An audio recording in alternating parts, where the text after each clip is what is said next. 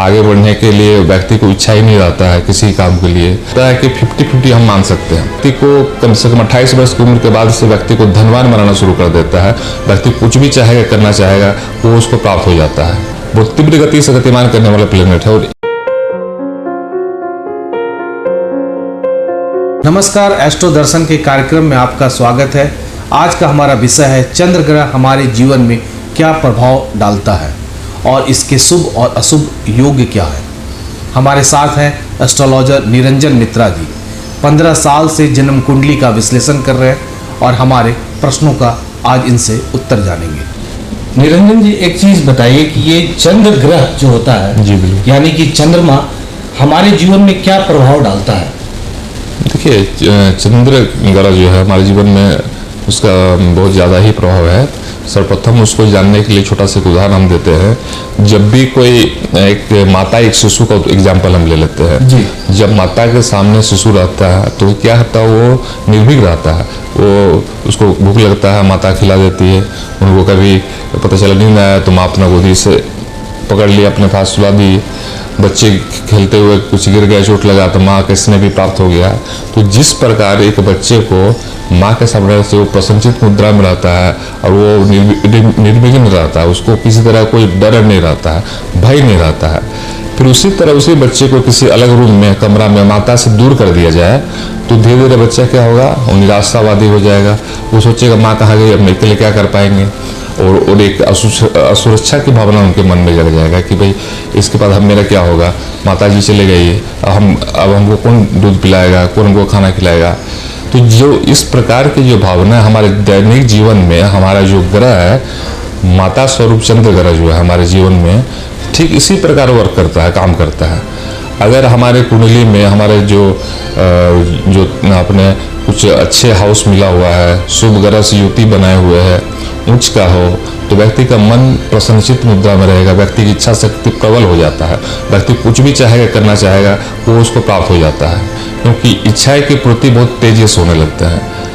उसी के विपरीत व्यक्ति क्या होता है, जब इच्छा का पूर्ति अच्छे से ढंग से जब करने लगते हैं, उसी बीच क्या होता है कि व्यक्ति को कुछ चंद्रमा जो है कि कला का, अभिनय का, सौंदर्य का, ठीक है, कारक भी है, कल्पना शक्ति का भी कारक है। ये उस व्यक्ति में कुट के भरा हुआ रहता है। लेकिन यही चंद्रमा जब पाप प्रभाव में हो, कुछ गलत हाउस में बैठे हुए हैं, खराब हाउस में बैठा हुआ, तो मन चंचल, उदासीन, ठीक है, मन में इच्छा शक्ति की कमी, आगे बढ़ने के लिए व्यक्ति को इच्छा ही नहीं रहता है किसी काम के लिए। साथ में जो चंद्रमा होता है वो रोग का भी कारक होता है। जैसे कि रोग ज्योतिष में भी हम लोग चंद्रमा अस्थमा को ले लेते हैं, फेफड़े संबंधी बीमारी, रक्त विकार, मिर्गी, और आपको सांस संबंधी विकार तो देता ही है, प्लस मिर्गी भी देता है, और मानसिक रूप से जो है कि डिप्रेशन व्यक्ति को बना देता है। तो हम लोग सबसे पहले देखना चाहते हैं कि व्यक्ति के जीवन में चंद्रमा और मन, चूँकि प्रभावित सबसे ज़्यादा मन को प्रभावित करता है। चंद्रमा एक हाउस में बहुत तीव्र गति से गतिमान करने वाला प्लेनेट है, और एक हाउस में वो कम से कम 1.25 दिन तक रहता है, 2 दिन 1.25 दिन तक आसपास रहता है। वो तेजी से गमन करता है, गति करता है। जिस प्रकार मनुष्य का मन जो होता है बहुत तेजी से, अभी आप बैठे हुए हैं, आपसे बात कर रहे हैं, कहीं मन कहीं और चला जाता है, तो मन जिस पर तेजी से जाता है उसी प्रकार जो है हमारा चंद्रमा भी जो है जब खराब हाउस में रहता है, पाप ग्रस्त रहता है, तो व्यक्ति को कंसंट्रेशन की कमी होने लगता है। स्टूडेंट क्षेत्र के लाइफ में तो और भी ज़्यादा परेशानी दे देता है, क्योंकि वो पढ़ना चाहेगा कुछ बुक, ध्यान में आ रहा है हम हिस्ट्री पढ़ रहे हैं, ध्यान चला जाएगा, नहीं अभी तो ज्योग्राफी पढ़ना बाकी रह गया है, नहीं ये ठीक से पढ़ पाएगा ना वो।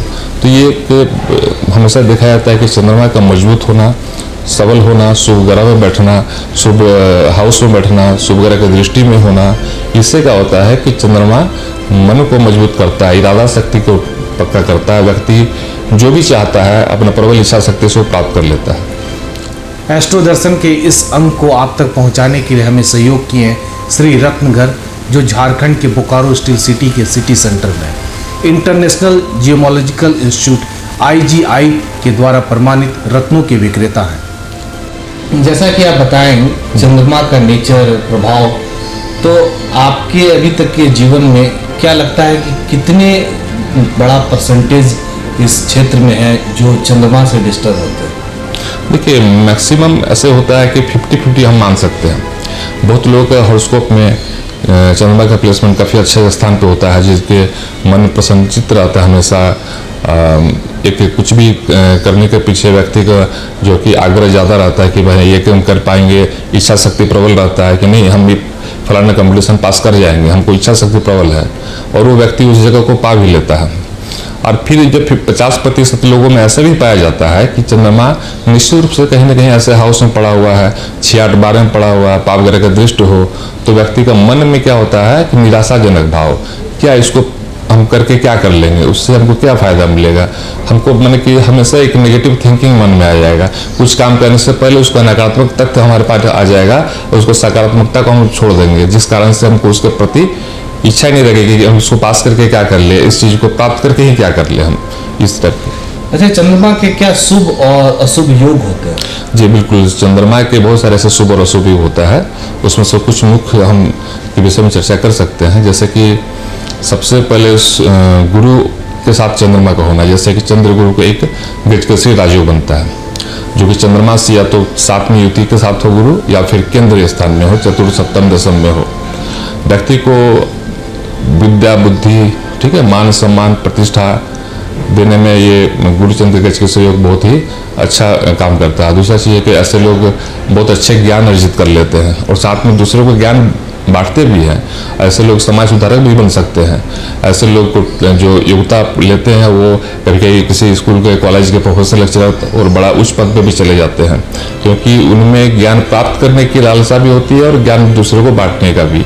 और व्यक्ति को धन, मान, सम्मान स्वाभाविक है कि मिलना ही है, गुरु चंद्र के गजकेसरी योग से मिल ही जाता है। और अशुभ योग? शुभ योग में दो और भी है, जैसे कि चंद्र और मंगल का एक होता है महालक्ष्मी राजयोग, जो कि व्यक्ति को कम से कम 28 वर्ष की उम्र के बाद से व्यक्ति को धनवान बनाना शुरू कर देता है। स्टूडेंट लाइफ के बाद देखिएगा वो आफ्टर 28 वो जॉब में जाएगा, अच्छा धन कमाएगा, मान सम्मान सब कुछ मिलेगा, हृदय का साफ सुथरा रहेगा, तो बहुत अच्छा होता है। तीसरा एक हो जाता है बुध के साथ चंद्रमा, जो बहुत अच्छा वक्ता बना देता है, व्यक्ति को लेखन शक्ति बहुत अच्छा बना देता है।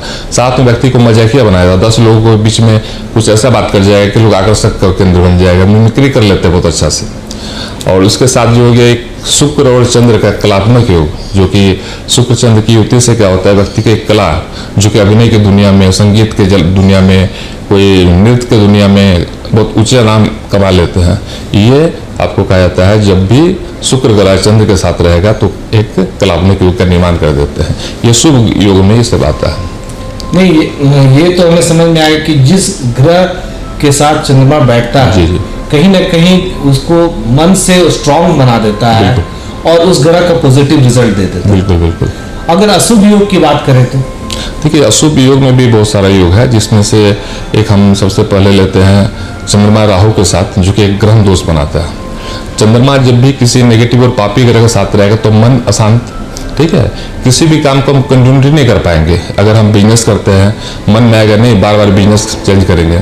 हम जॉब करते हैं, नहीं जॉब में मन ही नहीं लगेगा, वो किसी चीज़ में अस्थायी मन नहीं लगने देता है। एक आप गाड़ी भी खरीद लेंगे, एक बाइक भी खरीद लेंगे, कार भी खरीदते हैं, 6 महीना चलाइएगा, उसके बाद फिर बोलेगा नहीं इसको बेच देते, दूसरा लेंगे। ये व्यक्ति को स्थिरता प्रदान नहीं कर पाता, जिस कारण से व्यक्ति का तरक्की रुकता है, व्यक्ति का फाइनेंशियली कमी कर देता है, व्यक्ति को मन से भी निराशावादी बना देता है। ये ग्रह दोष, ठीक है। और इसके अलावा एक हो गया चंद्र के साथ जो शनि का विष योग माना जाता है। विष योग भी एक नकारात्मक योग होता है, व्यक्ति को हैवी डिप्रेशन का शिकार हो जाते हैं कभी कभी। और साथ में क्या होता है कि शनि और चंद्र, कोई एक नेगेटिव चीज़ आप सोच लिए, दिन भर उसी को सोचते रहिएगा, सोचने का एक चैन बन जाता है, बार बार नकारात्मक चीज़ सोचते रहेंगे, ये शनि चंद्र का विष योग बनाता है। साथ में कभी भी शनि चंद्र जिस कुंडली में रहता है, विशेषकर ये देखा जाता है श्वसन संबंधी, श्वास संबंधी परेशानी भी देता है। और साथ में वो केमिकल रिएक्शन या दवा का रिएक्शन की भी संभावना बन जाती है, ठीक है। इसके अलावा ग्रह दोष तो हुए कि साथ में कभी कभी देखा जाता है कि चंद्रमा अगर पापकर्त्री योग में है, यानी चंद्रमा के एक साइड में मान लीजिए राहु, एक साइड में राहु हो गया, एक साइड में शनि हो गया। अब क्या होता है, राहु और शनि के बीच में जब चंद्रमा फंस जाता है तो फिर वहाँ भी मन अशांत, नकारात्मक शक्तियों और नेगेटिविटी से बढ़ जाता है। व्यक्ति का मानसिक स्थिति, व्यक्ति का आर्थिक स्थिति भी कमज़ोर हो जाता है, मनोबल कमज़ोर होने लगता है। जिस कारण से सबसे बड़ा चीज़ है कि जीवन में मनोबल और इच्छा शक्ति जब तक नहीं होगा, कुंडली का बाकी सभी शुभ ग्रह भी कोई वर्क नहीं कर पाता है। अगर आप मान लीजिए आपको इच्छा है कि एक हम बड़ा सा फ्लैट खरीदें, तो सबसे पहले मन में विचार आता है। आप सबसे पहले विचार लीजिए कि नहीं हमको गाड़ी खरीदना है, फ्लैट खरीदना है, आप फिर उस ओर अग्रसर होंगे और आपका अगर चंद्रमा मजबूत है, प्रबल मन है, तो पॉजिटिव इच्छा शक्ति से उसको प्राप्त भी कर लेंगे। लेकिन अगर आपके साथ नेगेटिव आ गया, क्या हम फ्लैट खरीद लेंगे, EMI भर पाएंगे कि नहीं, तो फलाना ही कर पाएंगे कि नहीं, ये नकारात्मक चीज पहले बढ़ जाएगा और व्यक्ति आगे बढ़ने से स्थान में फिर पीछे कदम उठा लेता है। और व्यक्ति के जो शुभ ग्रह रहते हुए भी चंद्रमा की नेगेटिविटी के कारण शुभ ग्रह भी अपना शुभता देने से वंचित कर देता है व्यक्ति को। जैसा आप बताएं, इसमें हमें एक प्रश्न मन में आया कि कई बार ऐसा भी होता होगा कि जब आपके पास कोई भी लोग आते हुए कुंडली विश्लेषण के लिए, तो वो डेट टाइम और अपना प्लेस देते थे, तो क्या उनकी कुंडली से आप देख लेते हैं कि उनके क्या प्रश्न है? बिल्कुल, सबसे पहले जब कुंडली हमारे पास समय, तिथि है ना, स्पेशल और प्लेस अगर आ जाता है, तो सबसे पहले कुंडली का एनालिसिस करके जाना जा सकता है कि व्यक्ति किस वजह से परेशान है। क्या इनका फाइनेंशियली प्रॉब्लम है, क्या शारीरिक हेल्थ संबंधी, स्वास्थ्य संबंधी समस्या है, या मैरिज लाइफ में कोई समस्या है, गृहस्थ जीवन में है, सोशल लाइफ में है, ये किस तरह का प्रॉब्लम है, या फिर ये कोई स्टूडेंट का हॉरोस्कोप है, वो कुछ बनना चाहता है और वो बन नहीं पा रहा है, किस कारण से होता है, किस लिए होता है, ये हम खुद से हम लोग बता सकते हैं जान के कि हमारी इस कुंडली का जो एनालिसिस करने के बाद पता चल जाएगा कि व्यक्ति का ये पार्ट वीक है, ठीक है, और व्यक्ति का निश्चित रूप से वही पार्ट वीक रहेगा और उसका समाधान भी किया जा सकता है। तो हम चाहेंगे कि आप अगले कार्यक्रम में हमारे साथ लाइव आए। अगला कार्यक्रम हमारा कुछ विशेष कार्यक्रम है जिसमें निरंजन मित्रा जी लाइव पर आएंगे, और लाइव पर आने के बाद आप इनको फ़ोन करके अपने डेट ऑफ बर्थ, टाइम और प्लेस इनको जानकारी देंगे, और निरंजन मित्रा जी आपको जानकारी देंगे कि आपका जो आपके जीवन में अभी क्या समस्या चल रहा है। बिल्कुल, वो अपने डेट ऑफ बर्थ, टाइम और प्लेस ऑनलाइन अप कर सकते हैं, और उस बीच मैं उस हॉरोस्कोप का विश्लेषण जरूर करूंगा आपके साथ, आपके पास करूंगा, और आपके विषय में ये बता सकता हूं कि आपका जीवन में उन्नति में बाधा किस कारण आ रहा है, ठीक है, क्या वो स्वास्थ्य संबंधी दिक्कत हो, या फिर आपका एजुकेशन ब्रेक हो रहा है, या आर्थिक स्थिति का प्रॉब्लम है, या फिर गृहस्थ और सोशल जीवन में कुछ समस्या है, ठीक है, तो ये सब हम लोग जान सकते हैं, और जान के हम लोग पता कर लेते हैं कि हमारा इस हॉरोस्कोप का फलाना पार्ट वीक है। अगर इसको अगर ठीक कर दिया जाए, बहुत सारे उपाय होते हैं ठीक करने का जो कि बताया जाएगा, तो व्यक्ति समय रहते हुए अच्छे अपने कुंडली को सुधार करके एक खुशहाल जीवन व्यतीत कर सकता है। चलिए, तो आपको यहीं पर छोड़ते हैं और हम अपने दर्शकों को बताएं कि एक विशेष कार्यक्रम लेके हम एस्ट्रोलॉजर निरंजन मित्रा जी से बात करेंगे।